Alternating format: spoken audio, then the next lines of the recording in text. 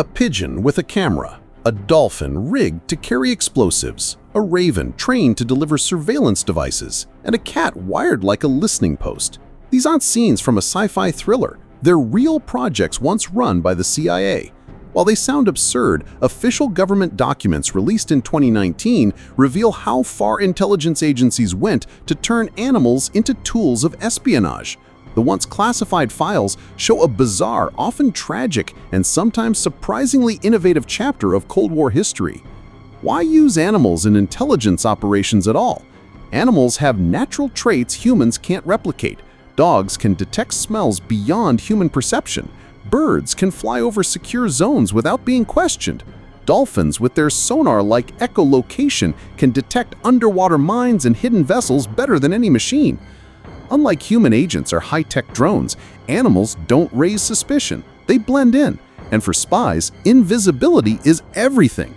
But there's a catch. Animals don't follow orders, not without rigorous training. And even then, nature often has its own plans. The Cold War saw the United States and the Soviet Union locked in a silent arms race, not just in nuclear warheads or space tech, but in the shadows of spycraft. While Hollywood imagined double agents and laser pens, the CIA was testing animal intelligence, hoping to create covert agents that could gather information without ever being noticed. In the mid-1960s, the CIA launched a classified effort called Project Axelite. The mission? Train birds to transport small devices like cameras and microphones to precise targets. They tested hawks, owls, cockatoos, and ravens. Some birds performed better than others. Hawks could carry small loads but weren't strong flyers. Owls responded well to commands but struggled in daylight. But one bird stood out, a raven named Duda. Duda became the star of the program. At a testing site off California's coast, Duda regularly flew over 3 miles carrying equipment, dodging strong winds and aggressive wild birds along the way. When rival ravens attacked, Duda would lure them into aerial chases, tiring them out before returning safely. According to documents, Duda was once able to avoid a gang of gulls by adjusting his altitude, and he consistently outmaneuvered every natural threat. CIA trainers even claimed Duda could be trained to recognize office desks, open drawers, and deliver or retrieve sensitive files. CIA field manuals describe how ravens like Duda were used. A trained raven would be taken near a surveillance target. The agent would shine a small laser pointer at a specific spot, say a window ledge. The raven would then fly to that point, carrying a tiny recording device in its beak. Once the conversation was recorded, the raven would retrieve the device and fly back to the agent's location. The idea sounded perfect on paper, but reality didn't always cooperate. Birds misidentified the windows. Some dropped devices in the wrong places. Others picked up too much background noise for the recordings to be useful. Despite limited field success, Duda's role became legendary until one mission when he never returned. It's believed he was killed during a mid-air fight with rival ravens. His trainer, in a classified memo, mourned his loss, writing, "He had a large bag of tricks and was loved by all."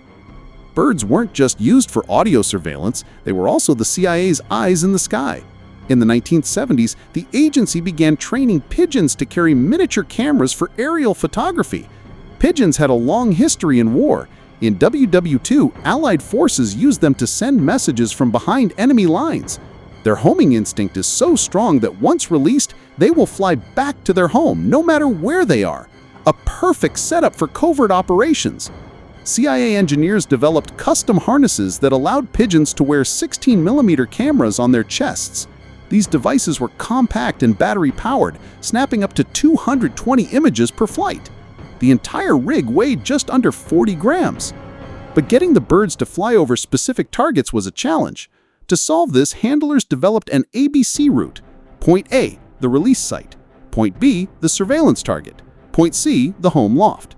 The birds were rewarded only if they flew past Point B before heading home.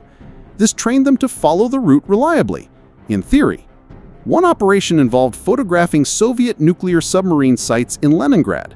Spy planes couldn't get close without being noticed. Satellites couldn't provide high enough resolution. But a pigeon? It could fly just 100 feet above the site and go unnoticed. To release the birds covertly, agents devised creative methods. One technique involved releasing pigeons from under a Volkswagen Beetle through a trapdoor.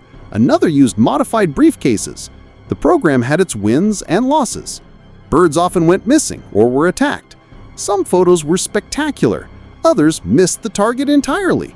Even at peak performance, only 1 in 4 pigeons would complete the ABC flight successfully.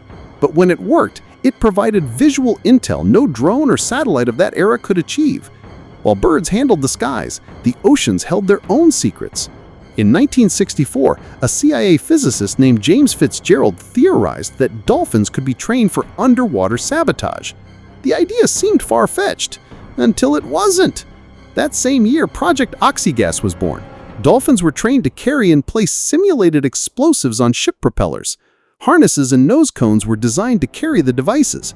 Diagrams showed dolphins towing gear towards enemy vessels, cartoonishly smiling. And they succeeded. Dolphins managed to place training devices on PT boats in open water, a breakthrough that showed potential. There was even speculation about using dolphins to deliver miniaturized nuclear warheads. While no official confirmation exists, redacted documents hint at weapons beyond simple explosives. But dolphins, like birds, had limits. They performed well in training, but struggled in unfamiliar conditions. Their social nature meant they bonded with trainers.